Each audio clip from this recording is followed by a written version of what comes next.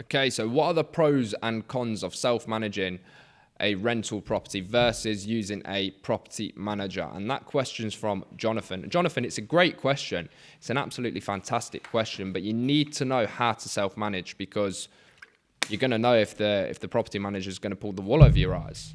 There's some that will. Because there's some that will, and there's some that was going to charge you an absolute extortionate rate to do so. So we know, for one, that it costs £21 to get a reference check done.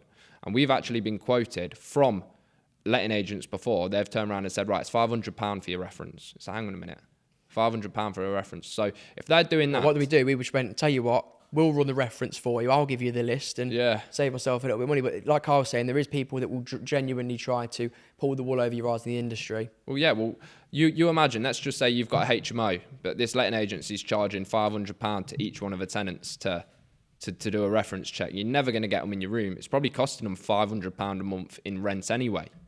But what are some of the cons of self-managing is you're going to have to do everything yourself. I mean, self-managing serviced accommodation units can be a bit of an ask, because are you going to be the one that's dropping off these spare towels?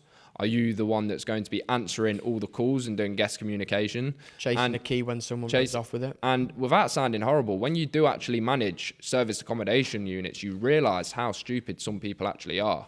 I mean, we had a board as soon as you enter the property with all the information on it, Wi-Fi code, etc. It's how to work the TV, how to work the heating. Everything is on there. But yet you'd still get someone ringing you up at 11:30 at night asking you for the Wi-Fi password. Or people just don't listen, and people don't actually look at the pre-arrival information pack. You can make it as simple as possible, but people will not read it. And that's one con to self-managing. But like I said, when it comes to the pros, a pro of self-managing for HMO, you get to pick and choose who you're having in that property. So that's a massive, massive thing, because you definitely get a feel for the person as well. And then you know you're not ripping them off when you're doing the reference checks and everything else in between.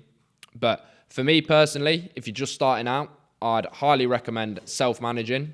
And then as you grow and as your property portfolio grows, then look to hire a property manager, because then it's going to make it a lot more passive. But you need to know the foundations to management so the wool doesn't get pulled over your eyes. And you know you're actually paying someone to do their job correctly as well. I mean, Tom, would you like to add anything? Yeah, I mean, the biggest takeaway from that as well is when you're self-managing yourself, your margins are already going to be higher because you're not having to give a percentage. When you've got someone that's managing your property for you, on average, they'll take a percentage. This could be anywhere from 8% to 20% of the turnover of that property, okay? So when you do get a portfolio to quite a large position, it might actually be worth you just hiring someone yourself to come into the business, because that way you can train them up to basically be another version of yourself and understand that the management is done correctly, rather than having to bounce around from agent to agent to agent. And there's a lot of incompetent ones out there.